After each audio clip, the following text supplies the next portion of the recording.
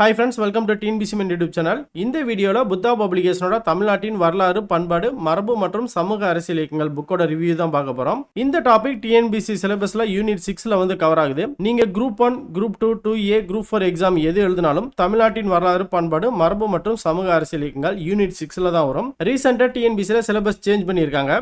Old syllabus படி இந்த topic unit 8ல இருந்தது.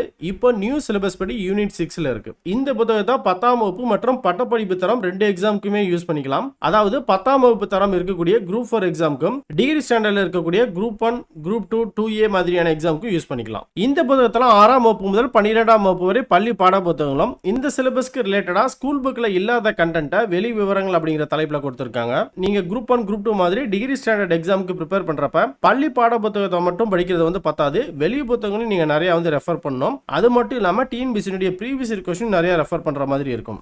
இந்த புத்தகத்துல அந்தந்த டாபிக் ரிலேட்டடா TNBC ப்ரீவியஸ் இயர் क्वेश्चन பேப்பரும் கொடுத்திருக்காங்க. 2025ல நடந்த group 2A mains exam question பேப்பரும் இந்த புத்தகத்துல ஆட் பண்ணிருக்காங்க. TNBC ஓல்ட் சிலபஸ்ல யூனிட் 2ல நடப்பு நிகழ்வுகள் அப்படின்னு ஒன்னு இருந்துச்சு.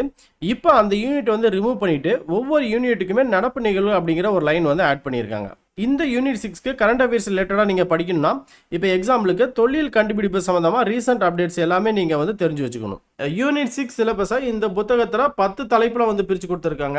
நீங்க SSLC ஸ்டாண்டர்ட்ல இருக்கக்கூடிய குரூப் 4 எக்ஸாம்க்கு ப்ரிப்பேர் பண்றப்ப 8வது தலைப்பு வரைக்கும் நீங்க படிச்சா போதும். 9, 10 வந்து படிக்க வேண்டாம். இதுவே நீங்க டிகிரி ஸ்டாண்டர்ட்ல இருக்கக்கூடிய குரூப் 1, குரூப் 2 மாதிரியான எக்ஸாம் படிக்கிறப்ப இந்த 10 தலைப்புமே வந்து படிக்கணும். GSல யூனிட் 6க்கு குரூப் 4 எக்ஸாம்க்கு 100 क्वेश्चनல 20 क्वेश्चनும், குரூப் 2, 2A preliminary எக்ஸாம்க்கு 100 क्वेश्चनல 20 क्वेश्चனும், குரூப் 1 எக்ஸாம்க்கு 200 क्वेश्चनல 40 क्वेश्चனும் இந்த யூனிட் 6ல இருந்து வரும். TNBC previous year question எத்தனை எக்ஸாம்ல இருந்து கொடுத்திருக்காங்கன்னு பார்த்தறலாம். இப்ப 2025ல 3 எக்ஸாமும், 2024ல 13 எக்ஸாமும், 2023ல 22 எக்ஸாமும், 2022ல 23 எக்ஸாமும், 2021ல 7 எக்ஸாமும், 2020ல 3 எக்ஸாமும், 2019ல 30 எக்ஸாமும் இருக்கு. மொத்தமா 101 எக்ஸாம்னுடைய ப்ரீவியஸ் இயர் क्वेश्चन பேப்பர் இந்த புத்தகத்துல இருக்கு. சங்க காலம் முதல் இக்காலம் வரையிலான தமிழ் இலக்கிய வரலாறு இந்த தலைப்புல, பள்ளி பாட புத்தகத்துல இருக்கக்கூடிய இலக்கிய தகவல்கள் இந்த தலைப்புல நான் பார்த்த வரைக்குமே 2015னுடைய TNBC previous year question paper இந்த புத்தகத்துல இருந்தது. புத்தகத்தினுடைய அட்டையில 2021 to 24 மென்ஷன் பண்ணியிருக்காங்க. ஆனா 2019ல இருந்து 2025 வரைக்குமே ப்ரீவியஸ் இயர் क्वेश्चन வந்து இருக்கு. ஓகே, இப்போ புக்கோட இண்டெக்ஸ் பார்த்துடலாம். ஃபர்ஸ்ட் டாபிக் தமிழ் சமுதாய வரலாறு, அது தொடர்பான தொல்லியல் கண்டுபிடிப்புகள். ஃபர்ஸ்ட் ஸ்கூல் புக்கில் எங்கெல்லாம் படிக்கணும் அப்படிங்கிறத வந்து கொடுத்துருக்காங்க. ஸ்கூல் புக்கில் ஒரு டாபிக் ரிலேட்டடாக இருக்கக்கூடிய எல்லா படமும் முடிஞ்சதுக்கப்புறம் புத்தக பயிற்சி வினாக்களும் இதுலேயே வந்து கொடுத்துட்டாங்க. அடுத்து வெளி விவரங்களில் தொல்லியல் கண்டுபிடிப்புகள் சம்பந்தமான இன்ஃபர்மேஷன்லாம் கொடுத்துருக்காங்க. இந்த தொல்லியல் கண்டுபிடிப்புகள் தலைப்புக்கு 19 புக்கை வந்து ரெஃபர் பண்ணியிருக்காங்க. அது மட்டும் இல்லாமல் 3 வெப்சைட்டையும் ரெஃபரன்ஸ்க்கு யூஸ் பண்ணியிருக்காங்க. ஒரு டாபிக் முடிஞ்ச உடனே TNBC previous year question paper உங்களுக்கு கடைசியில் வந்து ஆட் பண்ணி கொடுத்துருக்காங்க. இந்த தொல்லியல் கண்டுபிடிப்புகள் சம்பந்தமாக எக்ஸ்ட்ரா இன்ஃபர்மேஷன் கொடுத்துருந்தாங்க இல்லையா, ஸோ அதுலேருந்து TNBCயில் क्वेश्चन கேட்டிருக்காங்களான்னா கேட்டிருக்காங்க. இப்போ 2025 எக்ஸாமில் கேட்ட ஒரு கொஸ்டினே வந்து பார்க்கலாம்.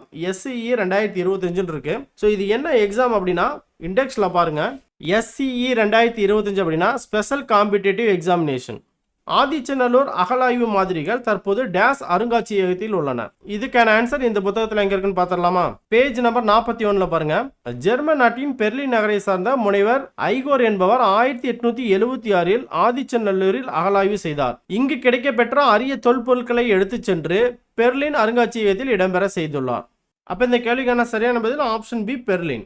TNBC previous year question paper, புத்தக பயிற்சி வினாக்கள், அது எல்லாத்துக்குமே வந்து ஆன்சரை வந்து போல்ட் பண்ணியே வந்து கொடுத்துருக்காங்க.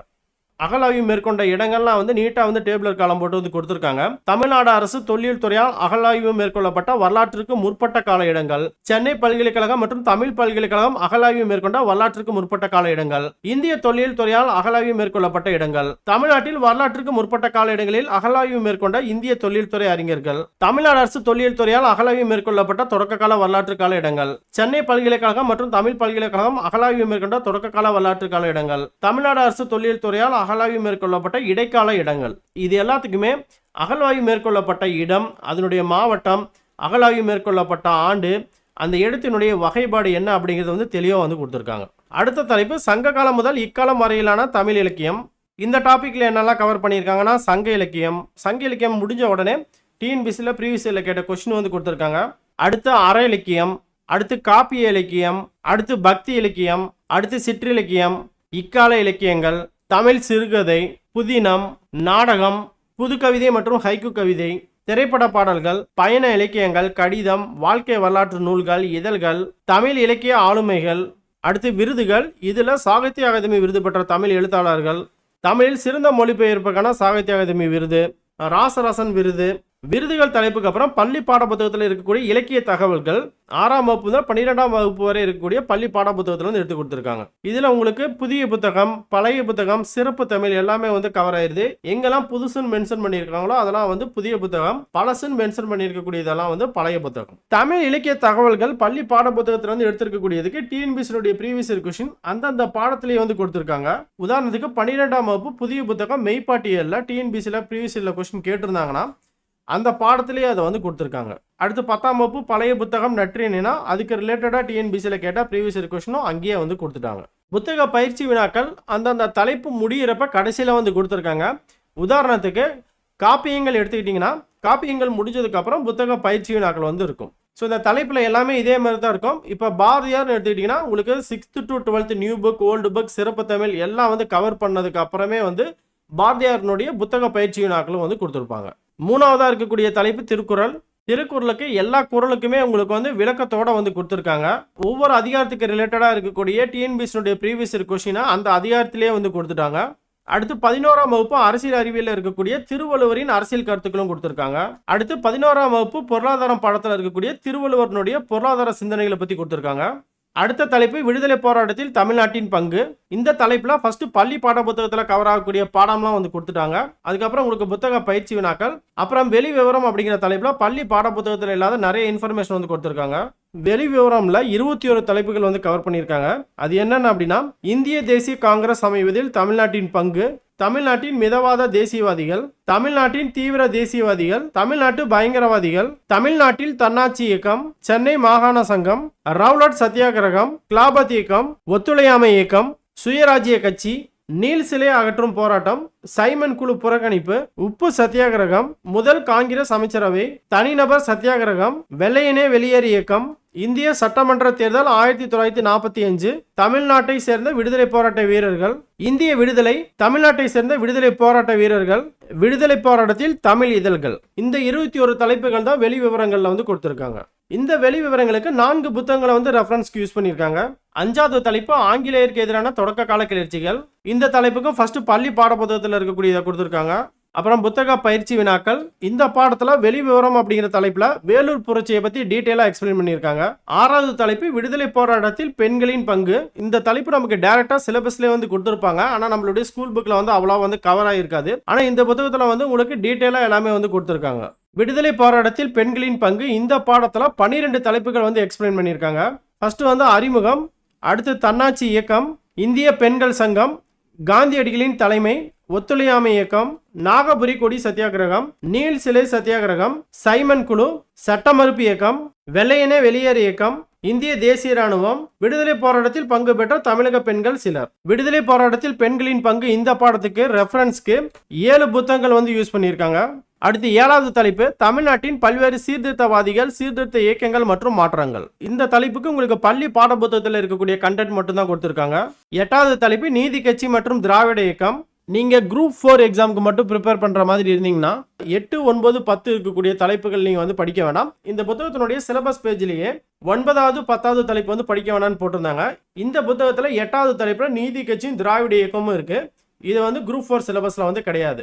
9வது படம் சுயமரியாதை இயக்கம், 10வது தலைப்பா தந்தை பெரியார் மற்றும் பேரறிஞர் அண்ணாவின் பங்களிப்புகள் வந்து இருக்கு. இது வந்து குரூப் 4 சிலபஸ்ல வந்து கிடையாது. நீதி கட்சி மற்றும் திராவிட இயக்கம், சுயமரியாதை இயக்கம், தந்தை பெரியார் மற்றும் பேரறிஞர் அண்ணா, இதுக்கெல்லாம் வந்து உங்களுக்கு ஸ்கூல் புக்ல இருக்கக்கூடியதை மட்டும் நீங்க வந்து படிச்சா போதும். இப்போ அந்த பாடம் படிக்கிறப்பே உங்களுக்கு இந்த சின்ன சின்ன டாபிக் அதெல்லாம் வந்து கவர் ஆயிருக்கும். ஸோ நீங்கள் அதை மட்டும் குரூப் 4 எக்ஸாமுக்கு ரெஃபர் பண்ணால் போதும். குரூப் 1, குரூப் 2 எக்ஸாம் ப்ரிப்பேர் பண்ணுறவங்க மட்டும் 8, 9, 10வது தலைப்பு வந்து படிங்க. ஸோ 8வது தலைப்பு வந்து நீதி கட்சி திராவிட இயக்கம். இந்த தலைப்புக்கு உங்களுக்கு பள்ளி பாட புத்தகத்தில் அவ்வளோவா இன்ஃபர்மேஷன் வந்து இருக்காது. இந்த பாடத்தில் 8 தலைப்புகள் வந்து எக்ஸ்பிளைன் பண்ணியிருக்காங்க. நீதி கட்சியினுடைய அறிமுகம், தொடக்க கால முயற்சிகள், சென்னை பிராமணர் அல்லாதோர் சங்கம், சென்னை ஐக்கிய கழகம், தென்னிந்திய நல உரிமைகள் சங்கம், நீதி கட்சியின் சாதனைகள், திராவிடர் கழகம், நீதி கட்சி தலைவர்கள். இந்த பாடத்துல இந்த 8 தலைப்புகள் தான் எக்ஸ்பிளைன் பண்ணியிருக்காங்க. இந்த தலைப்புக்கு ரெஃபரன்ஸ்க்கு 5 புத்தகங்கள் வந்து யூஸ் பண்ணியிருக்காங்க. அடுத்து 9வது பாடம் சுயமரியாதை இயக்கம். இந்த பாடத்துல 11 தலைப்புகள் வந்து எக்ஸ்பிளைன் பண்ணியிருக்காங்க. சுயமரியாதை இயக்கத்தினுடைய அறிமுகம், சுயமரியாதை இயக்கத்தினுடைய தொடக்கம், சுயமரியாதை இயக்கத்தின் கொள்கைகள், இதழ்கள், மாநாடுகள், சுயமரியாதை இயக்கத்தின் சாதனைகள், பெண் விடுதலை, சுயமரியாதை திருமணம், சாதி ஒழிப்பில் சுயமரியாதை இயக்கம், தீண்டாமை ஒழிப்பில் சுயமரியாதை இயக்கம், பிராமணியத்திற்கு எதிர்ப்பு, இந்த 11 தலைப்புகளும் சுயமரியாதை இயக்கம் பாடத்தில் வந்து கவர் பண்ணியிருக்காங்க. இந்த தலைப்புக்கு 5 புத்தகத்தை வந்து ரெஃபரன்ஸ்க்கு வந்து யூஸ் பண்ணியிருக்காங்க. 10வது பாடம் தந்தை பெரியார் மற்றும் பேரறிஞர் அண்ணா.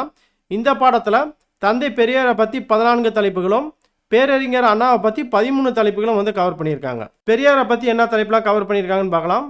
பெரியாரினுடைய தொடக்க காலம், பொதுவாழ்வு, குடியரசு இதழ், காங்கிரஸிலிருந்து வெளியேறுதல், சுயமரியாதை இயக்கமும் நீதி கட்சியும், நீதி கட்சியின் தலைவர், திராவிட நாடு கோரிக்கை, இனிவரும் உலகம், திராவிடர் கழகம், 1950க்கு பின்னர் பெரியாரின் செயல்பாடுகள், தந்தை பெரியாரின் எழுத்து பணிகள், சமூக நீதி நாள், பெரியாரின் சிறப்புகள். இந்த 14 தலைப்புகளும் தந்தை பெரியாரை பத்தி கவர் பண்ணியிருக்காங்க. அடுத்து பேரறிஞர் அண்ணாவை பத்தி என்ன டாபிக்லாம் கவர் பண்ணியிருக்காங்கன்னு பார்த்தலாம். பேரறிஞர் அண்ணா பத்தின அறிமுகம், தொடக்க காலம், நீதி கட்சியில் அண்ணா, பெரியாருடன் அண்ணா, திராவிட நாடு இதழ், திராவிட முன்னேற்ற கழகம் தொடக்கம், முதலமைச்சர் அண்ணாதுரை, அண்ணாதுரையின் ஆட்சி கால சாதனைகள், அண்ணாவின் இறப்பு, பட்டங்கள் மற்றும் பாராட்டுரைகள், அண்ணாவிற்கு அரசு செய்த சிறப்புகள், அண்ணாவினுடைய படைப்புகள், சமூக புரட்சியாளர். இந்த 13 டாபிக்கும் அண்ணாவை பத்தி கவர் பண்ணியிருக்காங்க. இந்த பாடத்துக்கு ரெஃபரன்ஸ்க்கு 6 புத்தகங்கள் யூஸ் பண்ணியிருக்காங்க.